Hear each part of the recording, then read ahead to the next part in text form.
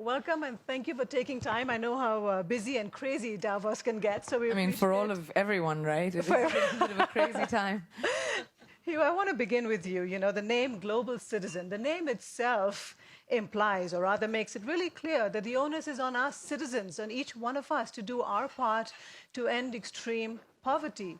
What's the single most important and effective tool we can all use to do that? Well, I'm a big believer that the power of citizens is to mobilize en masse to achieve collective change. And our mission at Global Citizen is we're a movement of millions of citizens around the world taking collective action for the eradication of extreme poverty and the achievement of the United Nations Sustainable Development Goals by 2030. And I really believe that the power that you have as a citizen, you can often feel so disempowered as one individual, but when you use your collective voice, it's incredibly powerful. Let me give you an example. A couple of years ago, Global Citizen launched what we call the Twitter invasion of Norway, where we sent 500,000 tweets to the Prime Minister of Norway, Erna Solberg, on one night together with the comedian Stephen Colbert. And Erna Solberg called me the next day and she said, Hugh, come to Oslo. And I sat as we're sitting here and she said, Hugh, will you please turn off the tweets? I'm in the middle of a local election and I can't see any tweets from the Norwegians. I can only see Global Citizens. Would you turn them off? Fantastic.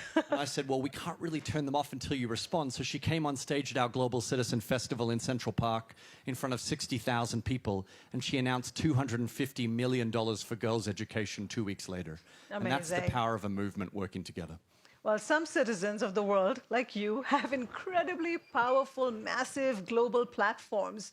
How can you use your platform to inch us towards the Sustainable Development Goals? I mean, 2030 is not that far, Priyanka. Absolutely, and it's been 5 years, and the promise that was made by 193 countries and governments of 193 countries, including India, are just not doing it fast enough. So now who do we rely upon? Why are we as Global Citizen here at WEF today is to implore upon high net worth individuals, multinationals, people who can actually afford to give large chunks of money, because the amount of money that we need and the gap that we have right now is at 350 billion US dollars per year. That's how much money we need to be able to eradicate extreme poverty, and not just poverty, extreme poverty, which is people living under $1.90 a day. So it's going to require a lot of muscle. It's going to require big movements, and that's what we're here for. Me, as someone who has a public platform and the ability to leverage that platform to have people feel and understand what we're trying to say, give the message across of what Global Citizen stands for, and the ammunition in people's hands to be able to make that difference.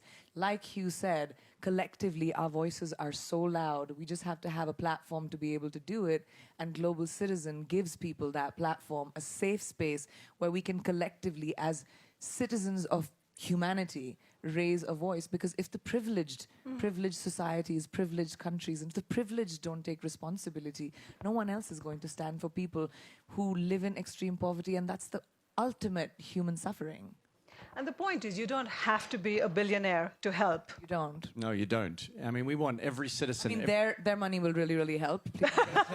We want your money. Everyone listen. But you don't have to be. No, I mean, I think to Priyanka's point, we need everyone. I mean, there are 2,150 billionaires on the planet whose collective net worth is $10 trillion. And if they all gave at the same rate that Bill and Melinda Gates currently give, that alone would be enough to finance the Sustainable Development Goals twice over. So if everyone was just as generous as Bill Gates, that's enough. We don't Bill and Melinda Gates give about 4 to 5% of their net worth annually into their foundation, which helps so many charities around the world. And I mean, fun fact, his money has increased ever since he's been donating. So you can have your cake and eat it too. You can have you your can cake, continue to get more wealthy and solve the world's problems all at once. But can you really do that? Can you rely on the power of the public to make real change without upending political and economic systems the way they exist? Well, I believe that ultimately we need compassionate capitalism. You know, we're not talking about upending the system. We're talking about making the system work for people living in extreme poverty. Because I believe capitalism has actually lifted millions of people out of extreme poverty around the world. Just look at what's happened in China, and their goal is to eradicate extreme poverty by the end of this year. And so you can work within the economic system to do so, but you need to ultimately make sure it works for the benefit of everyone and strengthens the middle class. And I think that's where we ultimately need those corporations who are stepping up like never before. We've got the CEOs of many of the Fortune 100 and 500 companies behind Global Citizen now, who are like Chuck Robbins of Cisco, Hans Vestberg of Verizon, Ed Bastian of Delta, who are providing extraordinary leadership behind these issues. But we've also got, you know, phenomenal capitalists like our chairman, Chris Stadler, who runs CVC Capital, who's committing to give away such a large percentage of his own wealth to tackle these issues. You need ultra-high net worth individuals. You need the private sector to step up at a rate we've never seen before, because this is the critical year. To Priyanka's earlier point, if we don't finance the Sustainable Development Goals this year to the tune of $350 billion per annum, then in 5 years from now, that figure will be $400 billion. Why? Because of population growth. So now is the opportunity to take action. You know, Priyanka, there are so many causes you could support in the world, and I know there are organizations clamoring for your attention and for you to support the cause. I'm curious, why did you pick Global Citizen? Well, I've worked with many organizations in the past, and I've lent my name to people that I feel are doing real work. What I love about Global Citizen, and now I've worked with them for about 4 years, is that every single person on the planet, and I've always said this since I was 17 years old, and I realized that a platform can make a difference. I was crowned Miss World when I was 18, and suddenly I was like, oh, people want to listen to what I have to say. I better have something good to say, you know? And I started checking myself. I come from very philanthropic parents, so it was sort of imbibed in me. But I think what I love about Global Citizen is how it gives ammunition to everyday people to be able to make actionable change. It's not just about you giving a small donation or as much as you can. It's about you using your voice. And every single person's voice matters. It empowers, Global Citizen empowers every citizen of the world to be able to make a difference in the world that they want to see. And that is extremely powerful. And the power of entertainment. I mean, the fact that this year, I mean, if you want to make the announcement, you make it. It's a big announcement. Oh, you're going to make a big announcement here on our stage? Right now. Go for it. We're doing this thing called the Global Goal Live, which is 7 concerts in 5 continents at the same time on the same day, which is September 25th. Wow. 26. September Amazing. 26th, which is also the birthday of the Sustainable Development Goals. But these concerts are going to have the most incredible talent from around the world that are going to participate. And the people who are going to come to this concert cannot buy a ticket. You have to earn your tickets. And how do you earn the ticket? You go onto Global Citizens app, and you're going to get a lot of information on Global Citizens app, and you can take action, and through all the actions that you take, you earn points. And when you earn enough points, you can get free tickets to these concerts around the world. It's amazing. That's a way to target the youth. It's incentivized, and yeah, it's incredible. And it's going to be on like 5 continents. So it's going to be in Asia, across Latin America, North America, across Europe. It's going to be across Africa. It's going to be literally the whole planet coming together for this one moment. Because I don't know about you, but if you've heard across the World Economic Forum so much talk about climate change and tackling extreme poverty, this is our opportunity to unite the whole planet as one to actually make this final push for the eradication of extreme poverty and to tackle climate change. And I think that's amazing. Yeah. So clever, so incentivized, and to use the power of entertainment. And we have amazing artists like Coldplay, Metallica, Billie Eilish, Miley Cyrus. You. We have, well, I You perform. Priyanka's going to host alongside Hugh Jackman and alongside Smith. Trevor Noah and some incredible, And we can all choose which country we show up You in, can right? totally choose which country you should, but you'll have to earn your tickets. We have to earn. Yes. So if you haven't got the Global Citizen app, download it now, because we want everyone here in this room to be part of it. We'd love to have you there on September 26th. It's going to be the biggest moment since Live 8 to unite the whole That's amazing. planet. It's historical. Absolutely. We've all made a note. We'll all be there. Priyanka, one of the causes you've been passionate about for a very long time is gender equality. And I covered you on one of your UNICEF trips. We went to a village in Maharashtra. And the one thing that struck me was you were really encouraging the young girls there to, continue with the tailoring business or to sell the snacks. Remember her, right? Sadhana, I remember this young girl very well. And Priyanka's main message to the girls in that village was, you have to be financially independent. You place a real massive premium on that, on young girls being financially independent. Well, I have to say and give this credit to my mother. She ingrained that in my brain since I was a very, very young girl. She said every girl needs to be financially independent. So you're not just someone's wife or someone's daughter or someone's sister. Your identity will be defined by your ability to be independent. And that comes with finance in the world that we live today. And when I met Sadhna, and I'll never forget this girl, and I'll take 2 minutes to tell you the story. We were doing a UNICEF trip, and this girl comes from an extremely poor family, did not have the ability to go to school, and her mum used to stitch. So her parents got really sick. Her mum used to sew, and she started a business within her village of creating like blouses for saris or shirts or mending buttons or, and slowly she increase that business into like she bought how many she had, I think 4 sewing machines in her little hut, and she created a business through which she financed her parents' ailments and was able to get them treatment. And she didn't go to school. And life skill is such an important part of, developing countries where people may not have the access to go to school, but they learn life skills and have the ability to find their feet on the ground. And especially for girls, because as much as we say, guys, poverty is sexist.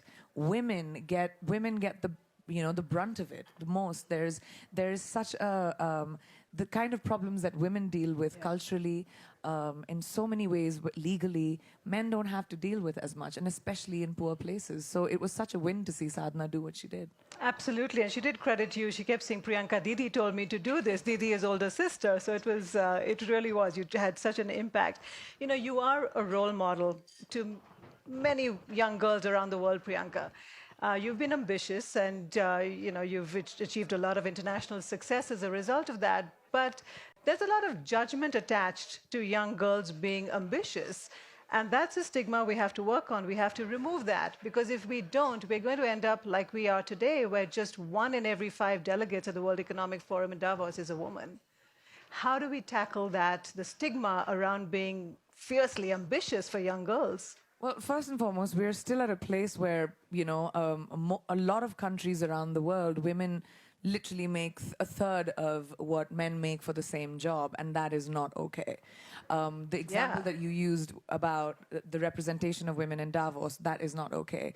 When a woman is ambitious, she's too pushy, or she's too bossy, or she's not nice, because women should be nice when they conduct business. But when men put their foot down, they're admired and they're looked up to. Oh my gosh, he's so like courageous and he's such a leader. Strong. It's going to take our generation of women to fight through these stereotypes and push through them and hear these mean, vile things and actually have ourselves represented in positions of power. And that will happen by us helping each other and holding a hand out for each other. If you think about it, this is probably the first time in history where we can so vocally see women pull each other up. And that's only because opportunity is being created for women. The lack of opportunity made women fight each other for such a long time. I mean, the women before us, the women that fought for our right to vote, the women that fought for our right to drive or to have jobs, they're the reason you and I can sit here today and have this conversation. Absolutely. And I'm supremely grateful for them. But the generation of women that we are seeing right now have empowered girls like Greta or girls like Nadia or Emma to stand in front of world leaders and demand their attention, because our generation has held each other up and encouraged each other and said, you know what, I got you. Girl love, girl power, empower each other. Even in my industry. I mean, when I started working in the business about 20 years ago, the guys decided who was going to be cast, right? Yes. Today, I can have a conversation with a colleague of mine and say, you know what, you want to produce something? Because I like this part and I think it'd be a great part for you. I mean, hey Reese, hey Nicole, you want to make Big Little Lies? And that's what happens. Let's do it. Yeah, let's do it. We have taken charge of our own lives. And that is just an extremely wonderful legacy to leave for the next generation. I want my kids to grow up in a world where world leaders have heard out Greta's grievances, or have listened to Greta's generation of girls. Speaking of Greta, she did say recently that the boomers have let the millennials down, and they haven't done enough to produce real change. You both are very young, and you're talking to a room full of people, I think, who are a little bit older than you. Boomers and millennials. A mixture. How are you so sure that you can convince the generation above you to act? Well, I think that we're sure because we're already seeing it happen. I mean, I think that I'm myself, I'm a millennial, and we're fortunate in that we are seeing the private sector and we are seeing philanthropy really start to step up. For example, yesterday we co-hosted a summit with Forbes, where with Forbes magazine we talked about the role of philanthropy, and we released a new index ranking the top 25 givers based on not just how much they pledge to their foundation or to their donor advised fund, but actually how much they actually give to achieve the Sustainable Development Goals per annum, because there's a big difference. And we also have been working in partnership with Teneo, the world's leading CEO advisory firm, on engaging the Fortune 100 and the Fortune 500 CEOs to be a big part of this movement. And we're seeing brands like Procter & Gamble, from Delta, Verizon, Cisco, we're seeing them step up at a rate we've never seen before. And these CEOs, who are all running huge publicly listed companies, are saying, you know what, we have to put sustainability first, because if we don't, we won't have a consumer market in the future. I was with the CEO of Delta last week at CES, and Ed Bastian got up on stage and he announced, as part of our initiative called the Great Green Wall, as part of their climate abatement, where they're going to work with the United Nations to plant a forest the width of Africa called the Great Green Wall, all designed to encourage and abate climate change. And so he's taking this very seriously, and I think that a CEO that doesn't take it seriously is not going to survive very long, as we see all around the world. On that note, on a note of positivity and optimism, thank you both very much, and we wish you good luck. Thank you so much. Thank you.